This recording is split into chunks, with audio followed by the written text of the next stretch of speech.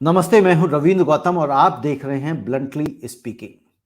आज जो हमारी चर्चा है कोरोना वैक्सीन के ऊपर है और आज हमारे साथ डॉक्टर अंशुमान साथ में रहेंगे और वो बताएंगे जो कोरोना वैक्सीन आ रही है इस पे जो बवाल मचा हुआ है, जो गदर मचा हुआ है, चाहे वो राजनेता कर रहे हो, चाहे कुछ साइंटिस्ट कर रहे हैं, चाहे एक्सपर्ट्स कर रहे हैं, असल में वाकई में जनता को, आम जनता को इसमें कौन कौन सी ऐसी बातें हैं, कौन कौन से ऐसे तथ्य हैं जो उनको जानने चाहिए। डॉक्टर अंशुमान, आपका बहुत बहुत स्वागत है। धन्यवाद। डॉक्टर अंशुमान, जिस तरह से वैक्सीन कोरोना की आ चुकी है और इसके ऊपर आप देख रहे हैं कि काफी समय से जब से ये शुरू हो गया है कि भाई इसको अप्रूवल मिल गया है और ये अब लोगों को लगाया जाना चाहिए या लगाया जाएगा, तो उसके बाद कुछ विपक्षी पार्टियां, कुछ साइंटिस्ट अपनी अपनी बात कह रहे हैं। कोई कह रहे हैं कि भाई इसका थर्ड ट्रायल नहीं हुआ है और कुछ लोग कह रहे हैं कि भाई जो विपक्षी पार्टियां वो कह रही हैं कि पहले जो सरकार है, सरकार में बैठे हुए मंत्री हैं, मोदी जी हैं, उनको पहले लगाना चाहिए ताकि वो जनता को विश्वास में ले सकें, जनता के अंदर विश्वास पैदा हो सके। उसका उदाहरण के लिए वो कभी रशिया का उदाहरण दे रहे हैं तो कभी अमेरिका का उदाहरण दे रहे हैं। जी, देखिए सवाल आपने अहम उठाया है और मैं ब्लंटली स्पीकिंग को हर समय शुक्रिया इसलिए अदा करता हूं कि आप भी वाकई से सवाल उठाते हैं और एक्सपर्ट को अब बिल्कुल सच्चाई के साथ तथ्य रखने का मौका देते हैं जी, जो आज जनसाधारण तक बात नहीं पहुंच रही है। तो पहले तो वैक्सीन वैक्सीन की सच्चाई, वैक्सीन के पीछे गेम गिमिक और जो निराधार और तर्क कुतर्क चल रहे हैं, सारी चीजें बात कर लेते हैं हम। क्या है, कोरोना महामारी जब चालू हुई नवंबर दिसंबर के आसपास पूरे विश्व में पता चला और हिंदुस्तान में प्रैक्टिकली जब लॉकडाउन हुआ तब लोगों को पता चला, हालांकि पहला केस जनवरी में आया। तो करीब करीब एक साल हिंदुस्तान के लिए भी ये हो गया। कोरोना मतलब भय का प्रतीक, कोरोना मतलब मौत। सबसे पहले देखिए, उसी समय से अवैज्ञानिक परिकल्पनाएं पनपने लगी थी।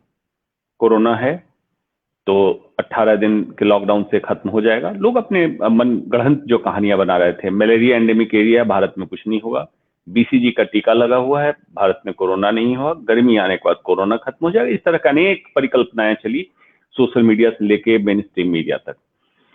हर जगह उस समय भी सारी चीजें इसी तरह से कैश इन कैश, तर्क कुतर्क पे चल रही थी। जैसे लॉकडाउन क्या सही समय पे हुआ, नहीं हुआ, ये कार्यक्रम होना चाहिए था, नहीं होना चाहिए, क्या इस चीज की करने की जो प्रक्रिया है ये सही है, नहीं है, मतलब आधारभूत बात नहीं कर रहे थे। उसमें होता क्या था कि जो एक्सपर्ट होते थे वो बैक स्क्रीन में थे और जो नॉन एक्सपर्ट इसके मैनेजमेंट के होते हैं, जिनको नॉन एक्सपर्ट कोरोना मैनेजमेंट का मैं किनको कहता हूं, नेताओं को और ब्यूरोक्रेट्स को।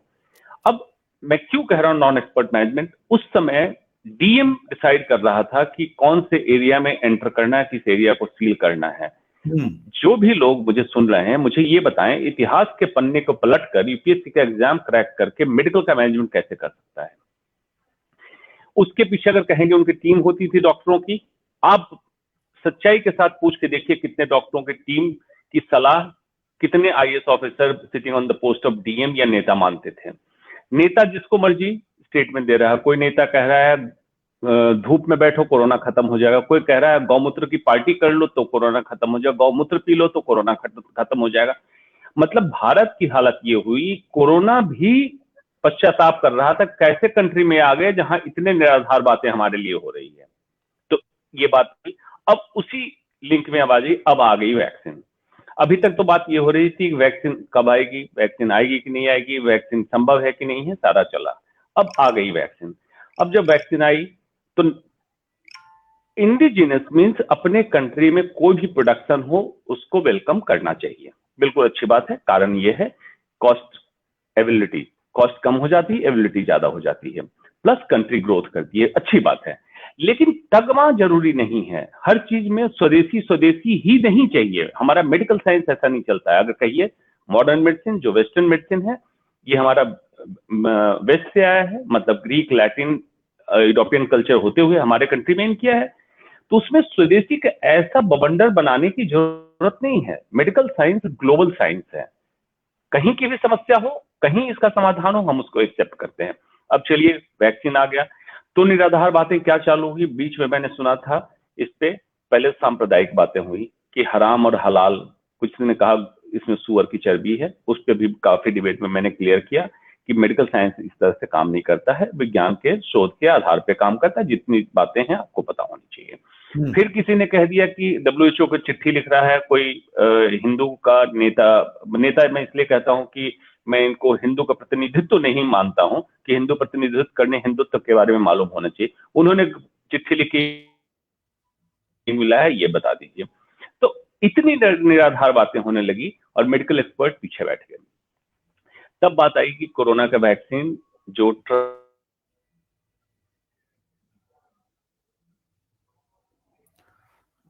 डॉक्टर अंशुमान का सिग्नल आई थिंक वीक हो गया है, रिकनेक्ट कर रहे हैं। तब तक डॉक्टर अंशुमान जुड़ते हैं, तब तक वीरेंद्र जी, जिस तरह से वैक्सीन के ऊपर जो घमासान चल रहा है और इसको किस तरह से आप देख रहे हैं? हमारी इस बात पे पहले भी चर्चा हो चुकी है, लेकिन अब जो बार बार एक रुख किया जा रहा है, जिस तरह से कहा जा रहा है कि जो सबसे आगे हैं, यानी कि जो मेडिकल स्टाफ है, डॉक्टर्स हैं, जो फ्रंट लाइन वॉरियर्स हैं, उनको वैक्सीन पहले दी जाए, तो क्यों नहीं जो लीडरशिप है, जो बार बार उनके ऊपर प्रश्न उठाया जा रहा है कि लीडरशिप इसके लिए क्यों नहीं आगे आ रहा है? रवीन जी, बहुत ही वाजिब सवाल आपका है आज के संदर्भ में, अगर मैं कहूं, क्योंकि ये एक ऐसा सवाल है जो हर व्यक्ति विशेष के, एक आम साधारण नागरिक, मेरे जैसे नागरिक के मन में एक सवाल घर करे हुए है कि जो ये वैक्सीन आई है ये जन साधारण को क्यों लगे। हालांकि आज डॉक्टर साहब हमारे साथ मंच पर हैं, शो में हैं, तो मेरा ज्यादा बोलना उचित नहीं है, मैं उनके मुंह से ज्यादा सुनना चाहूंगा, लेकिन एक जन साधारण, एक आम आदमी के, नागरिक के नाते मेरे मन में भी एक सवाल आता है कि जिस वैक्सीन को लेकर के इतना घमासान ऑलरेडी हो चुका है, उस वैक्सीन के प्रति मैं किस तरीके से आश्वस्त हूं। जाहिर है कि मैं दो कारणों से आश्वस्त हो सकता हूं। मुझे अपने तौर तरीके में अपने देश के सिस्टम पे विश्वास हो, और दूसरा मुझे आज डॉक्टर अंशुमन जैसे कोई विद्वान जो आज यहाँ बैठे हैं वो हमें एश्योर करें कि नहीं, ये सारे मापदंडों को, पैरामीटर को पूरा करते हुए ये वैक्सीन आई है, इसको लगवाने में कोई नुकसान नहीं है। मैं एक छोटा सा डॉक्टर साहब की परमिशन से एक बात कहना चाहूंगा रविंद्र जी कि अभी मध्य प्रदेश में एक हुआ, अभी एक मुख्य धारा के चैनल पे, टीवी पे बहुत उसके बारे में काफी बातचीत हुई, तो उसका आज संज्ञान लिया गया, और वहां पे जिनके ऊपर, जिस व्यक्ति के ऊपर वैक्सीन का ट्रायल हुआ उसकी मौत हो गई, और पुलिस उसको मानने को तैयार नहीं थी। जब हो हल्ला हुआ है, मीडिया में शोर मचा, तब जा करके पुलिस ने आज उसका पहली बार संज्ञान लिया है। तो ऐसी जब परिस्थितियां जमीनी हकीकत पे हमें दिख रही हो तो मन में एक डाउट होना स्वाभाविक है। तो आपने बहुत अच्छा प्रश्न पूछा कि क्या ये लीडरशिप को हमें वो नहीं करना चाहिए। मैं ऐसा मानता हूं कि मेरे अंदर एक कॉन्फिडेंस जब आएगा एक आम नागरिक के नाते, कि जब जिनकी, जो हमें 24 घंटे टेलीविजन पे दिखाई देते हैं जो चेहरे, अगर वो सामने आकर के कहते हैं, जैसे कि विदेशों में हुआ है, हमारे यूके के प्राइम मिनिस्टर ने भी कहा है कि मैं वैक्सीन की क्यों नहीं तोड़ूंगा, लेकिन जब भी होगा तो मैं टेलीविजन पे लाइव करके वो लूंगा, वैक्सीनेशन को मैं ग्रहण करूंगा। तो इस तरह की अगर चीज हो तो मैं समझता हूँ वो ज्यादा विश्वास पैदा करेगी, ज्यादा विश्वास पैदा करेगी। जी डॉक्टर अंशुमान, आपका कनेक्शन बीच में ब्रेक हो गया था, तो आप अपनी बात वहीं से शुरू करें प्लीज। जी, तो अब बात आ गई वैक्सीन की। अब वैक्सीन में आ गई पहले तो दो कंपनी की लड़ाई और फिर पक्ष विपक्ष, जिसमें कि नेता। अब समस्या ये है, मैं बार बार कहता है कि कोरोना का मैनेजमेंट मेडिकल मैनेजमेंट ज्यादा पॉलिटिकल एंड ब्यूरोक्रेटिक मैनेजमेंट हुआ। जब भी पॉलिटिकल मैनेजमेंट होगा तो नेचुरल सी बात है, पॉलिटिक्स में दो ही चीजें होती है, पक्ष और विपक्ष। सभी लोग सत्ता में रहना चाहते हैं, सभी को लीडर बनना है। अगर सभी को लीडर बनना है तो डेमोक्रेसी में प्रजा कौन होगी? आज तो राजतंत्र चल नहीं रहा है, डेमोक्रेसी चल रही है। डेमोक्रेसी में इलेक्टेड रिप्रेजेंटेटिव होते हैं, लेकिन बात कही जाती है प्रजा की। तो ना हम प्रजा हैं और न चुने गए लोग राजा हैं। तो पहले तो इनके दिमाग से निकलना होगा। राजतंत्र, छुपे हुए पर्दे के पीछे राजतंत्र चलाने के लिए सारी नौटंकी होती है, जिसके कारण कोरोना के वैक्सीन का भी राजनीतिकरण। अब इसमें क्या हुआ, क्रेडिट लेने के लिए जब नेता आएंगे तो डिस्क्रेडिट भी उन्हीं को लेना पड़ेगा। ये आपको समझना पड़ेगा। साइंटिस्ट वैक्सीन इनोवेट करते हैं, डॉक्टर्स वैक्सीन का ट्रायल करते हैं और उसके बाद डाटा का आकलन होता है। अफसोस वश क्या है, देखिए इस प्रक्रिया को समझने की जरूरत है। साइंटिस्ट ने लेबोरेटरी में वैक्सीन का निर्माण किया और कई फेजेस से वैक्सीन को गुजरना पड़ता है। मेडिकल हिस्ट्री में आज तक की शॉर्टेस्ट पॉसिबल टाइम में जो वैक्सीन आई थी वो आई थी मम्स की। मम्स एक पैरोटिड ग्लैंड का इन्फेक्शन कह सकते हैं, जिसको गाल फुल्ली के नाम से आमतौर पे लोग जानते हैं। उसका वैक्सीन जब निकला था 4 साल लगे थे मेडिकल हिस्ट्री में। कोरोना का वैक्सीन उसका रिकॉर्ड तोड़ दिया है, 9 महीने इसका शॉर्टेस्ट टाइम में वैक्सीन आ गया। अब इस प्रक्रिया से क्या गुजरना पड़ता है, पहली चीज देखते हैं वैक्सीनेशन में इम्यूनोजेनिसिटी, कि वैक्सीन इस बीमारी के खिलाफ प्रतिरोधक क्षमता डेवलप करने में कारगर है कि नहीं है। तो जब होता है कारगर है, चलिए भाई सेकेंड बात क्या देखनी है, सेफ्टी। जिसको हम वैक्सीन लगा रहे हैं उसके स्वास्थ्य पे कोई कुप्रभाव तो नहीं पड़ेगा। उसमें क्या क्या कुप्रभाव हो सकता है, होने की संभावना होती है।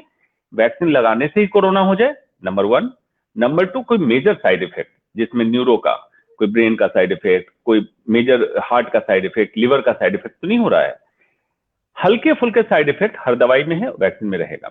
जब ये 2 चीजें इंश्योर कर ली जाती है कि कोई मेजर साइड इफेक्ट नहीं है और इसमें प्रतिरोधक क्षमता डेवलप करने की ताकत है, तब वैक्सीन को फेज 1, फेज 2 और फेज 3 ट्रायल से गुजारा जाता है। उसमें वॉलंटियर्स आते हैं जिनके साथ कंपनी का एग्रीमेंट होता है और एग्रीमेंट करके उनको वैक्सीन दिया जाता है। फिर उनके बॉडी एंटीबॉडी से निकाल के एंटीबॉडी टाइटर चेक किया जाता है। जब देख लिया जाता है वैक्सीन कारगर है, तब इसको भेजा जाता है DCGI, drug control general of India, जो बॉडी है उसके पास अप्रूवल के लिए। अब आप देखिए उस बीच में एक इंडिपेंडेंट एजेंसीज होती हैं कुछ, जो इसका आकलन करती है कि जो ये क्लेम कर रहे हैं कंपनी वाले, ये सच्चाई है कि नहीं है। मतलब इसकी इम्यूनोजेनिसिटी, इसकी सेफ्टी पूरी तरह से सिक्योर है। तब अगर है तो ये एजेंसी अप्रूव करती है कि ठीक है, इनका आकलन सही है। अब DCGI को परमिशन देनी है। अप्रूवल जब देते हैं तो वैक्सीन आती है इस्तेमाल के लिए। एक वैक्सीन को तो अप्रूवल मिला पूरी तरह, एक वैक्सीन को कहा गया emergency use with restricted approval. इसका मतलब ये होता है कि फेज 3 ट्रायल पूरा नहीं हुआ है। 28,000 केसेज रिक्रूट होने थे, 26,000 पूरे हुए हैं, 2,000 और रिक्रूट करने हैं, ऑनगोइंग 2,000 रिक्रूट होते रहेंगे। तब तक आपको रेस्ट्रिक्टेड यूज के लिए हम परमिशन दे रहे हैं, लेकिन आपको हर 15 दिन पे अपने रिजल्ट को हमारे पास भेजना होगा, ताकि हम आकलन करते रहें कि आपका रिजल्ट वाकई ठीक चल रहा है। रेस्ट्रिक्टेड यूज करना है, मतलब खुलेआम आप इस्तेमाल मास पॉपुलेशन में नहीं करेंगे। इसको मिल गया। अब देखिए कहां कंफ्यूजन होता है, मीडिया में या विरोधी पार्टी, इस तरह से जो लोग होते हैं जो सत्ता में है, सत्ता में आने के लिए कहीं किसी ने अनाउंसमेंट कर दिया इलेक्शन से पहले कि वैक्सीन मुफ्त में बांटेंगे, मुझे वोट दिलवा दो। अब मुझे आश्चर्य लगता है, ये मेडिकल सिचुएशन में ये घोषणा पत्र का विषय नहीं होना चाहिए। घोषणा पत्र का विषय अगर बनाना है तो बनाइए, स्वास्थ्य सेवा निःशुल्क संपूर्ण भारतीय को मिलेगी, ये घोषणा पत्र हो तो मैं मानूं कि बिल्कुल ठीक है, जो कि हमारा मौलिक अधिकार भी है कि स्वास्थ्य सेवाएं सबको मिले। अब इस तरह जब हुआ तो जब क्रेडिट लेने की बात आने लगी कि भाई अगर इसको अनाउंसमेंट करने से कोई पार्टी जीत के सत्ता में आती है तो दूसरी पार्टी को लगता है कि ये तो सारा क्रेडिट यही ले जाएंगे, तो इसके खिलाफ बोलो। लेकिन उनको ये नहीं समझ में आता है कि देखिए मेडिकल का विषय बहुत ही जटिल विषय है। इस पे टिप्पणी करने के पहले देखिए गोयल साहब की महानता, पढ़े लिखे प्रोफेशनल है, फिर भी कहते हैं कि डॉक्टर साहब एक्सपर्ट है। सिमिलरली कोई फाइनेंस का एक्सपर्ट नहीं बोलेगा फाइनेंस के बारे में। तो ये बिना पढ़े अनपढ़ अंगूठा छाप नेता ये बोल देता है वैक्सीन के बारे में कि वैक्सीन कारगर नहीं है। उसके लिए फिर क्या कहता है कि पहले मोदी लगवाओ या जो भी सो कॉल्ड स्टेट के हेड हैं ये लगवाए। मैं अब देखिए उस पर क्या कहानी है। इसका मतलब है कि जितने साइंटिस्ट, जितने डॉक्टरों ने इसके ट्रायल किए, उनकी मान्यता आपने रद्द कर दी कि ट्रायल करके आप रिजल्ट देते रहो, हम नहीं मानेंगे। अगर मोदी वैक्सीन लगवाएगा तभी मैं मानूंगा कि वैक्सीन कारगर है और इसमें कोई साइड इफेक्ट नहीं है। अब इस पर देखिए तर्क ये अगर है उनका, तो मैं कुतर्क इसको करता हूं। बोरिस जॉनसन को कोरोना हुआ, ट्रंप को कोरोना हुआ, हमारे कंट्री के पीएम को कोरोना नहीं हुआ। तो क्या हम माने कि हिंदुस्तान में कोरोना हुआ कि नहीं हुआ? इसमें मान रहे हैं, RT-PCR टेस्ट किए, हमने डॉक्यूमेंट किए, इतने केसेस कोरोना के निकले तो हुआ। विज्ञान इस पे चलता है, विज्ञान कभी भी बायस नहीं होता है। आइडियोलॉजी के हिसाब से आप वोटिंग किसी को करना है करिए, लेकिन विज्ञान कहता है एविडेंस दो, एक बात। अब दूसरी बात, कुछ लोग कहते हैं पहले मंत्री क्यों नहीं लगवा रहे हैं। उसका तर्क यह है कि अगर पहले मंत्री लगवा लें तो फिर आप कहेंगे जनसाधारण को दिए बिना आप मंत्री पहले लगवा रहे हैं कि उनको ये एक्सेसिबल है, नहीं लगवा रहे हैं तो समस्या। इसके लिए क्या मेडिकल साइंस का प्रोटोकॉल होता है, हम रैंडमाइजेशन करते हैं, सेगमेंटेशन करते हैं। दोनों का मतलब समझना जरूरी है दर्शकों को। सेगमेंटेशन से मतलब है प्रायोरिटी ग्रुप डिसाइड कीजिए कि वैक्सीन का प्रोडक्शन जब तक फेज ट्रायल में चल रहा है तब कंपनी बहुत ज्यादा प्रोड्यूस नहीं करती, क्योंकि उसकी लागत लग जाए और वैक्सीन नाकामयाब हो तो बहुत खर्चा उसका चला जाएगा, नुकसान होगा। तो वैक्सीन फेजेज में तो हम क्या करते हैं, जो वैक्सीन तैयार है और कारगर साबित हो गई तो पहले हम देते हैं उन ग्रुप को जो सबसे ज्यादा एट रिस्क है। तो वो है कौन, डॉक्टर्स, नर्सेज, उसके बाद पुलिसकर्मी, सफाई कर्मी, इस तरह इनको देना चालू करते हैं। फिर देते हैं किनको, जो 60+ वाले हैं, कोरोना वैक्सीन की बात कर रहा हूं, जो बुजुर्ग हैं, जिनको हार्ट की तकलीफ है, जिनको और कोई क्रोनिक प्रॉब्लम चल रही, उनको, ताकि ये सब सेफ होते जाएं, निकलते जाएं। और जिनको जान का ज्यादा खतरा था उनको पहले वैक्सीन से प्रोटेक्ट करते। लेकिन मुझे पूरी उम्मीद है जिस तरह से प्रोडक्शन चल रहा है, जितनी कंपनी आ रही है वैक्सीन लेके, बहुत ज्यादा समय नहीं लगेगा कि फर्स्ट सेगमेंट में जो प्रायोरिटाइज किया गया और लास्ट पब्लिक को लगने में बहुत लंबा समय नहीं लगने वाला है। ये तो प्रायोरिटी के बाद की सेगमेंटेशन किनको पहले लगना चाहिए। लेकिन एक परिणाम की जहां तक बात है, जो कहीं चर्चा में नहीं बात आ रही है कि परिणाम क्या होगा, वैक्सीन लगने के बाद क्या कोरोना मुक्त हो जाएगा विश्व, इस पे दुविधा की बात है। कारण ये है, वायरस में म्यूटेशन बहुत होता है। ये वैक्सीन अभी तो कारगर है, ये बिल्कुल सत्य है, लेबोरेटरी में साबित हुआ, हॉस्पिटल में साबित हुआ।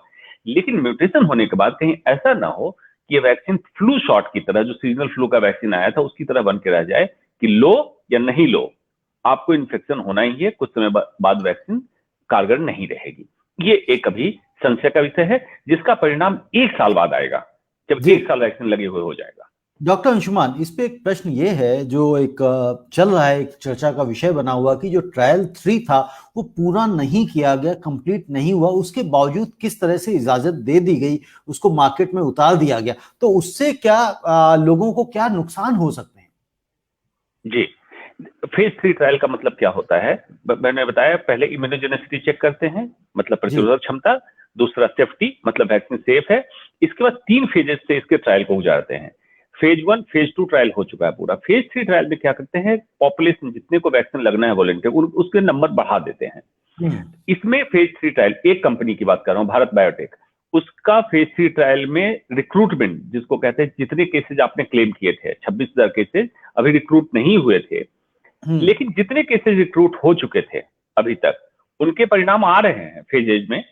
और टोटल केसेज, अगर मान लीजिए इमरजेंसी सिचुएशन नहीं होती, तब हम लोग क्या करते कि सारे केसेस पहले रिक्रूट हो जाए, फेज 3 ट्रायल कंप्लीट हो, डाटा को आप इंडिपेंडेंट एजेंसी को सबमिट करेंगे, एनालाइज करेगी, फिर डीसीजीआई को जाएगा, फिर पीयर रिव्यू होता है एक, मतलब आपस में कुछ डॉक्टरों की टीम उसको रिव्यू करती है कि वाकई सारी कंपनी जो कह रही है वो ठीक है, तब जाकर। लेकिन इमरजेंसी में क्या होता है, ऐसी सिचुएशन में emergency approval based restricted use देने का मतलब क्या होता है कि अगर वैक्सीन में इम्यूनोजेनिसिटी है और सेफ्टी है तो ट्रायल भी चलने दो, फेज 3 ट्रायल, क्योंकि अब 2000 केसेज बचे थे उस दिन, जिस दिन इसको अप्रूवल मिला, उसको भी रिक्रूट करते रहो, और आप emergency use with restricted approval करके लाने का मतलब यह है कि आप हर 15 दिन पे अपना परिणाम हमें बताते रहो, डीसीजीआई कहता है, और कहीं भी कोई मेजर साइड इफेक्ट आएगा आपको हम उसी में रोक देंगे।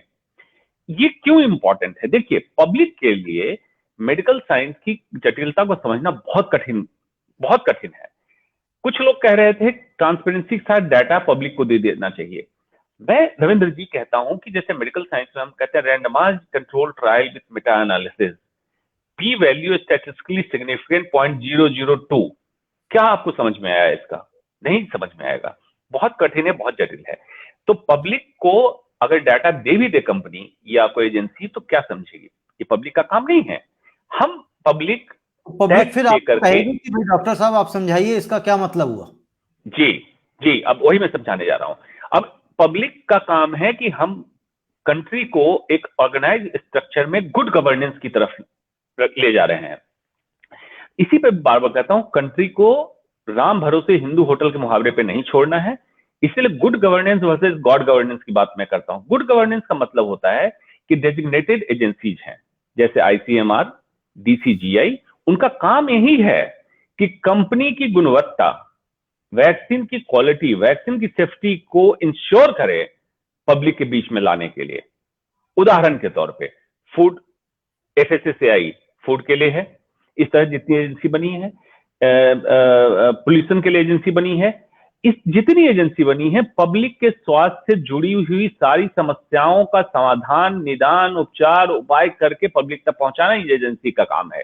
इनमें बैठे लोगों की तनख्वाह सरकार से जाती है, जो पैसा पब्लिक के टैक्स पेड पैसा है। तो पब्लिक का अधिकार, मौलिक अधिकार बनता है कि पब्लिक के पास सही जानकारी पहुंचे, और इन एजेंसी का काम है, दे आर अकाउंटेबल, उसके लिए रिस्पॉन्सिबल है, उनको जवाब देना पड़ेगा। और पब्लिक का ये मौलिक अधिकार का हनन होगा अगर वो जवाब सच्चाई के साथ नहीं देते हैं तो। नहीं देते हैं तो वीरेंद्र जी, आपका कोई प्रश्न है डॉक्टर अंशुमान से? मेरा एक सवाल डॉक्टर साहब, जाहिर है कि आपकी जानकारी बहुमूल्य है। मेरे मन में दो प्रश्न उठते हैं। पहली बात तो मैं उस पर आऊंगा कि क्यों नेताओं को लगानी चाहिए। डॉक्टर साहब, पिछले कुछ वर्षों से हम देख रहे हैं कि देश में एक प्रचलन हो गया है कि जैसे कुछ व्यक्तियों द्वारा ही पूरा देश चलाया जा रहा है। हर छोटी से छोटी चीज का क्रेडिट लेने वो टेलीविजन पे आते हैं। तो हम पूरा जन साधारण इतना आदी हो चुका है उनको देखने का, तो हमें लगता है कि अगर ये कुछ कह रहे हैं तो सही कह रहे हैं, अगर इनके ऊपर कुछ एक्सपेरिमेंट हुआ तो वो सही होगा। तो मैं अगर निजी तौर पे बात करूं तो मैं खुश होऊंगा, मुझे खुशी होगी कि अगर हमारे नेतागण आकर के ले, मैं कभी ये एलिगेशन नहीं लगाऊंगा कि देखिए जन साधारण को नहीं मिली और नेताओं को पहले मिल गई, क्योंकि मैं सारे नेताओं की बात नहीं कर रहा हूं, मैं कुछ चुनिंदा नेताओं की बात कर रहा हूं। तो वो एक कॉन्फिडेंस बिल्डिंग का प्रोसेस। दूसरी बात, जो ये इमरजेंसी डिक्लेयर करी गई, डॉक्टर साहब मेरा मानना यह है कि हम हिंदुस्तान की बात करें तो 25 मार्च को लॉकडाउन हुआ था और 9 महीने पूरे हो चुके हैं। देश को जैसे भी संभाला गया ठीक तरीके से संभाला गया। तो अगर ये फेज 3 का ट्रायल पूरा हो जाता तो क्या इसमें और विश्वसनीयता नहीं बढ़ जाती वैक्सीनेशन के प्रति, वैक्सीन के प्रति हम और ज्यादा आश्वस्त नहीं हो जाते? क्या उसको इतनी, ये आपको लगता नहीं कि कहीं ना कहीं बहुत जल्दबाजी हो गई है? हम 10-15 दिन और वेट कर सकते थे इसका। इन द मीन टाइम हम सारी व्यवस्थाएं व्यवस्थित कर लेते हैं अपने देश की कि कैसे कैसे जो अभी हो रहा है कैसे कैसे लगनी है। तो ये बेहतर नहीं होता आपके हिसाब से? एज ए डॉक्टर आप क्या सोचते हैं, एज एन एक्सपर्ट? बिल्कुल। जो आपने दूसरा सवाल किया उसका पहले जवाब दे देता हूं कि फेज 3 ट्रायल अगर कंप्लीट होता, बिल्कुल ठीक बात है। आदर्श स्थिति यही कहती है, आइडियल सिचुएशन यही कहता है कि फेज 3 ट्रायल कंप्लीट होके उसका रिजल्ट अगर आ जाए, रिजल्ट आने के बाद इसको अप्रूवल मिलता तो आइडियल सिचुएशन थी। अब उसका ये होता कि जब फेज 3 ट्रायल के सारे केसेस रिक्रूट होते, रिक्रूट से मतलब है कि सारे केसेस को सेकेंड डोज वैक्सीन का लग गया, उसके 2 महीने बाद एंटीबॉडी टाइटर होगा, एंटीबॉडी टाइटर में रिजल्ट आएगा, तब जाके ये अप्रूवल के लिए डालेगा। और उसमें जो प्रोसेस है उसमें कम से कम महीना 2 महीने, मतलब 4-5 महीने और वैक्सीन को हमें फेज 3 ट्रायल कंप्लीट करके डिले करना है। ये आदर्श स्थिति थी। Emergency use with restricted approval का मतलब यही होता है कि ट्रायल आप ऑनगोइंग रखिए, क्योंकि अभी तक के जितने केसेज हुए उसमें कोई मेजर साइड इफेक्ट आपका नहीं देखा गया और प्रतिरोधक क्षमता बनी। तो आप ऑनगोइंग ट्रायल रखिए, ट्रायल बंद नहीं करने कहा गया, उनको कहा गया ट्रायल ऑनगोइंग रखिए, लेकिन रिपोर्ट आप करते रहिए, DCGI को, ICMR को रिपोर्ट करते रहिए समय समय से कि आपके रिजल्ट क्या आ रहे हैं, उनको इंडिपेंडेंसी करते रहिए। लेकिन ये बात सही है कि पब्लिक का विश्वास तब ज्यादा बढ़ता है जब जो एस्टैब्लिश सिस्टम है उसके थ्रू चल के पूरी प्रक्रिया को पालन करके तब ये चीज उतारी जाए मार्केट में। दूसरा जो है, आपने पूछा कि कुछ लोग नेता जो लोग हैं अगर वो लगवाएं तो हमारा कॉन्फिडेंस लेवल बिल्ड होगा। ये बिल्कुल सरकार ने क्या व्यवस्था सुनिश्चित की है, उस व्यवस्था के तहत अगर कंट्री डेमोक्रेटिक कंट्री है और उस व्यवस्था के तहत अगर ये उपयुक्त है कि पर्टिकुलर नेता को आके वैक्सीन लगवाना चाहिए और उस सेगमेंटेशन प्रायोरिटी ग्रुप में आते हैं, एज एन एक्सपर्ट तो मैं कहूंगा कि जो प्रायोरिटी ग्रुप में आ रहे हैं, चाहे नेता हो या जनसाधारण हो, पहले उनको वैक्सीन दीजिए। क्योंकि हमारा मानक, हमारा लेबोरेटरी रिपोर्ट और डॉक्टर की रिपोर्ट है, हमारा मानक किसी नेता को लगाना नहीं है। एज एन एक्सपर्ट मैं ये बोलूंगा। जी डॉक्टर अंशुमान, मेरी तरफ से लास्ट प्रश्न है, इसी वैक्सीन के ऊपर जब हम बात कर रहे हैं, जिस तरह से आपने वैक्सीन फ्लू वाली बताई कि कहीं ऐसा ना हो कि वैक्सीन ये बेकार भी हो जाए, कि अगर लगा लिया उसके बावजूद भी आपको कोरोना होता रहे या होगा ही। उसी संदर्भ में अगर मैं बात करूं, जब हम बात कर रहे थे, अब शुरुआत में लॉकडाउन की बात करी थी, फिजिकल डिस्टेंसिंग की बात करी थी, लेकिन आज की तारीख में जैसे भी आप देख रहे हैं किसानों का आंदोलन चल रहा है। किसान अगर दिल्ली के चारों तरफ बॉर्डर्स पे बैठे हुए हैं, वहां पे कोई भी जो social distancing, physical distancing, sanitisation, mask, इसका कोई उपयोग नहीं हो रहा है, और ना ही वहां जांच भी हो रही है, तो ये भी नहीं पता लग रहा कि वहां पे कितने लोग कोरोना से संक्रमित हो रहे हैं। एक प्रश्न। दूसरा, जब बिहार के भी चुनाव हुए थे तो उन रैलियों में भी आपने देखा था कि लाखों की संख्या में लोग आए थे, और अभी कोलकाता में देख लीजिए, अभी हैदराबाद में देख लीजिए, सब जगह पे लोग भीड़ बन के आ रहे हैं, चल रहा है। तो ऐसी स्थिति में कोरोना वैक्सीन या जो कोरोना के को दूर भगाने के लिए जो गाइडलाइंस आई थी, जो उससे बचने के लिए, वो किस तरह से कारगर सिद्ध हो रही है? जी, रविंद्र जी, देखिए, आपने जो सवाल उठाया है, बड़ा ही एक कॉबवेब फॉर्मूला है। कॉबवेब फॉर्मूला हम उसको बोलते हैं, जैसे मकर जाल की तरह उलझा हुआ। अब जब 2 गज की दूरी ही जरूरी है कोरोना से बचने के लिए, तो आपने बिल्कुल उदाहरण के तौर पे दिया, चाहे तो सिंघू बॉर्डर में किसानों का, या जिस भी बॉर्डर पे किसानों का प्रदर्शन, बिहार की रैली, हैदराबाद की रैली, कलकत्ता की रैली, जो भी हो, कोरोना को इससे मतलब नहीं, उसको ह्यूमन बॉडी, डीएनए चाहिए, इतना ही काफी है। तो ये सच है कि कोरोना का संक्रमण बहुत तेजी से फैलता है, तभी तो नवंबर में पहला केस चाइना में हुआ, और मार्च आते थे पूरा वर्ल्ड लॉकडाउन में चला गया। तो 3 महीने में अगर सोचिए कि कोरोना इतने किलोमीटर ट्रेवल कर सकता है, तो ये तो आप समझ ही रहे होंगे कि क्या स्थिति होगी। आज की डेट में ये कहना कि 2 गज दूरी, हैंड सैनिटाइजेशन, मास्क और वैक्सीन कितना कारगर होगा कोरोना से बचने में, क्यों कठिन है, मैं बताऊं आपको। अब लोग चले गए दूसरे फेज में। पहले तो लोग लॉकडाउन में इसका पालन नहीं कर रहे थे, अब लोग डर के ऐसे हो गए कि मास्क और सैनिटाइजर लगता है उनके लाइफ का, जीवन का हिस्सा बन चुका है। अब देखिए इसकी कहानी क्या है। हिंदुस्तान का आंकड़ा कहता है, स्टार्टिंग से भी आईसीएमआर की रिपोर्ट है, कि यहां 80% एसिम्प्टोमेटिक कैरियर है हिंदुस्तान में। मतलब 100 लोगों में 80 लोगों को लक्षण आ ही नहीं रहे हैं कोरोना के, लेकिन कोरोना संक्रमित है, तो 20 लोगों को आ रहे हैं लक्षण। आज भारत में लगभग 1 करोड़ केस हो गए। आमतौर पे मोटे मोटी रखिए तो कोरोना की जांच मेजॉरिटी में तभी हो रही जब लक्षण आ रहे हैं, कुछ ही लोग शौकिया जाके जांच करा रहे हैं। तो हम माने कि अगर 1 करोड़ कोरोना मरीज हैं, संक्रमित हैं, जिनकी जांच तब हुई जब उनके लक्षण आए, तो आप इसके रेशियो में कैलकुलेट कर ली 80%। एसिम्प्टोमेटिक कैरियर इसके 80% होंगे, तो कंट्री में कितने हो गए भैया?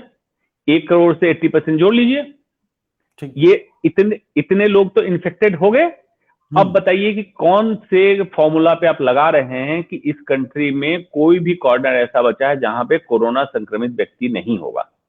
पहली बात। दूसरी बात, अब हम सीरो सर्विलेंस की बात करें, सीरो सर्वे की।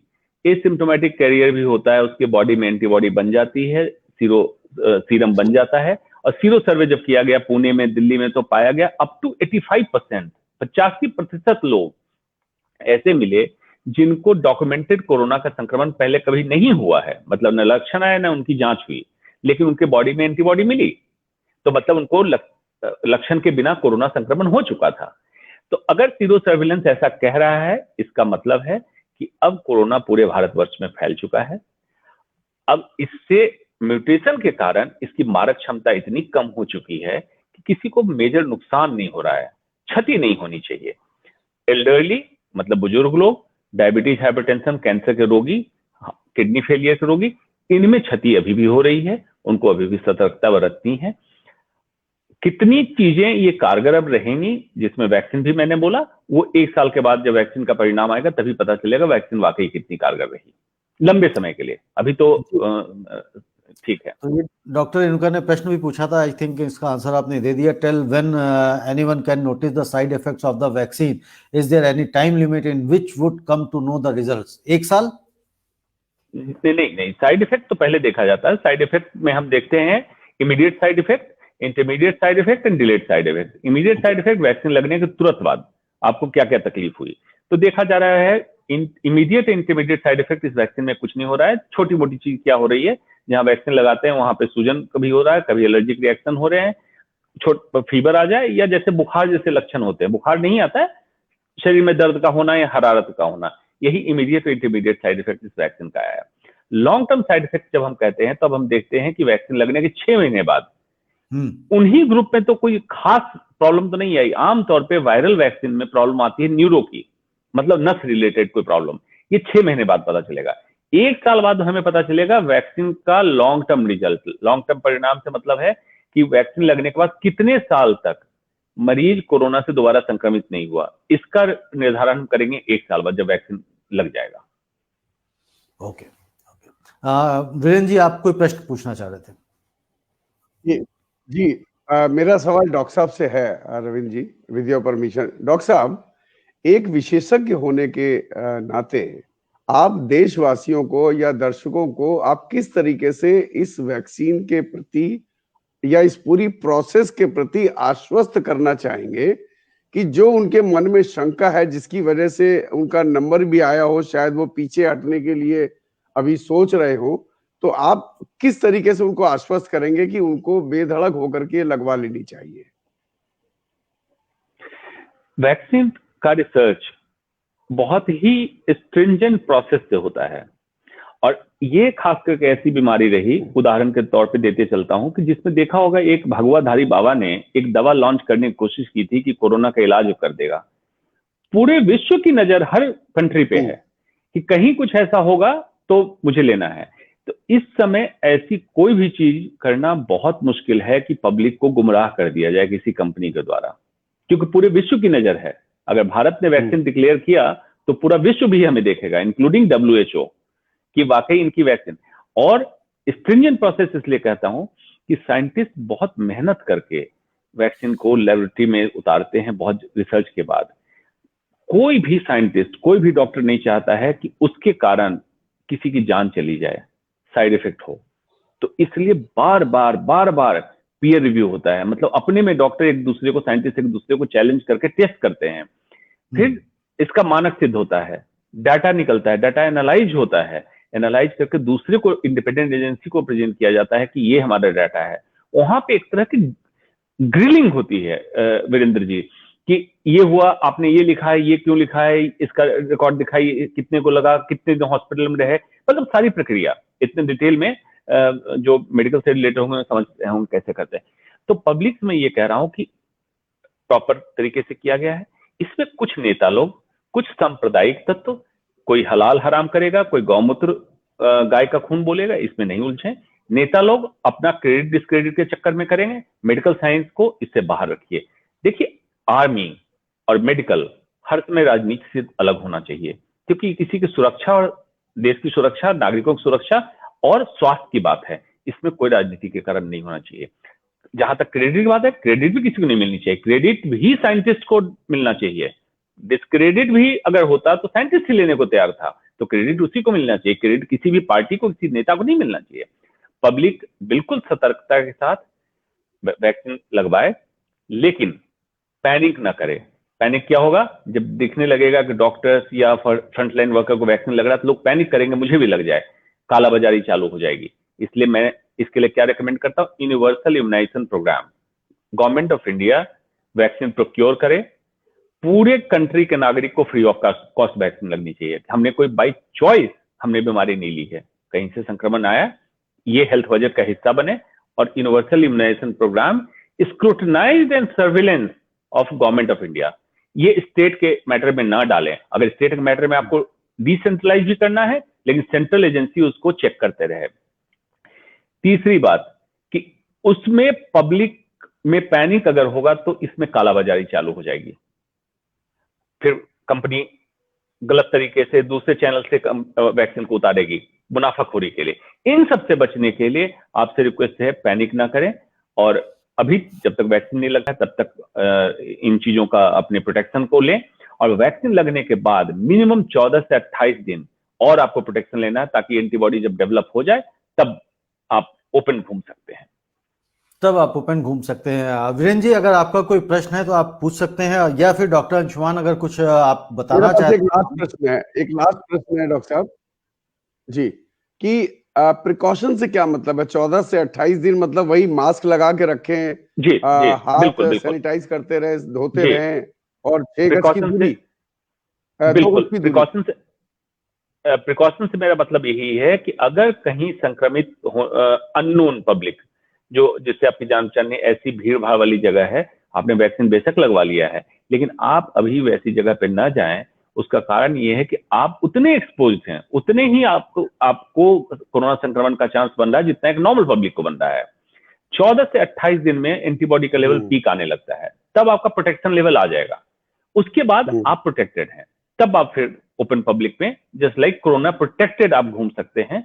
अब आप कोरोना पोटेंशियल नहीं है, कोरोना प्रोटेक्टेड है।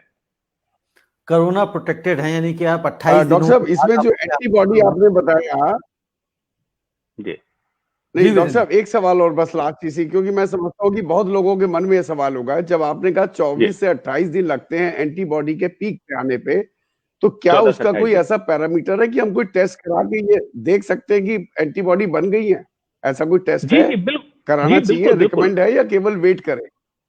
नहीं, रिकमेंडेड नहीं है, मैं बता रहा हूं, लेकिन उसका टेस्ट है एंटीबॉडी टाइटर बोलते हैं। जो अभी ट्रायल की बात हो रही थी, ट्रायल में यही चेक किया जाता है, सेकेंड डोज लगने के बाद एंटीबॉडी टाइटर चेक किया जाता है। कि पहले ये चेक करते हैं कि एंटीबॉडी है या नहीं है तो टाइटर मतलब उसकी मात्रा कितनी है, मात्रा इतनी है कि कोरोना संक्रमण से बचा लेगा।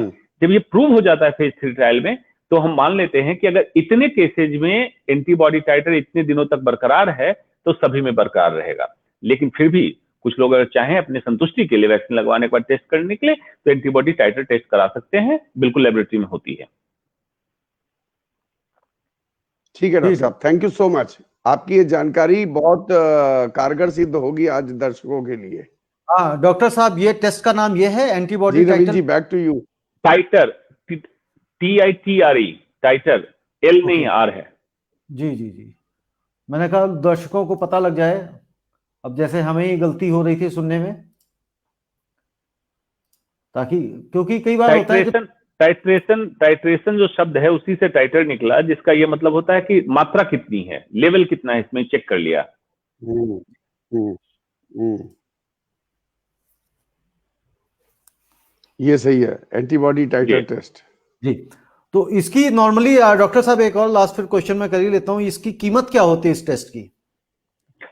अभी तो जो टेस्ट कर रहे हैं वो लेबोरेटरी वाले 700 रुपए में कर रहे हैं, जिसमें सिर्फ ये बताते हैं कि एंटीबॉडी है, प्रेजेंट है। क्योंकि अभी सीरो सर्वेलेंस जो हुआ, सीरो सर्वे जो हुआ, उसमें यही चेक करना था एंटीबॉडी है या नहीं। अगर है तो कोरोना संक्रमण हुआ है इनको पास्ट में, लेकिन इतना आप करा सकते हैं, इतना आपके लिए सफिशिएंट होगा। जो ट्रायल में हम लोग टेस्ट करते हैं उसमें क्वालिटेटिव एंड क्वांटिटेटिव दोनों करते हैं। क्वालिटेटिव मतलब कि ये टेस्ट में एंटीबॉडी मिला, क्वालिटेटिव हो गया। क्वांटिटेटिव मतलब मात्रा कितनी हुई, तो ट्रायल में दोनों चीजें चेक की जाती है। तो आपको टाइटर करने की जरूरत नहीं है। अगर वैक्सीन ट्रायल से गुजर चुकी है तो आपको टाइटर करने की जरूरत नहीं है। बहुत संतुष्टि के लिए करना चाहते हैं, बेसिक सिंपल चेक कर ले कि एंटीबॉडी है या नहीं है। एक ये प्रश्न है डॉक्टर, इनका पूछ रहे हैं कि is it okay to visit the rush of farmers sitting on the borders? देखिए, बड़ा हाइपोथेटिकल सवाल है, तो उसमें ये भी तो हो सकता है कि फार्मर्स ही क्यों वहां हैं। अब फार्मर्स जब हैं तो फार्मर्स भी उतने ही पोटेंशियल कैंडिडेट हैं जितने बाकी लोग हैं। लेकिन अब उसमें मीडिया के भाई बंधु लोग जा रहे हैं रिपोर्टिंग करने के लिए, पुलिसकर्मी वहां काम कर रहे हैं, कुछ लोग जनसेवा कर रहे हैं।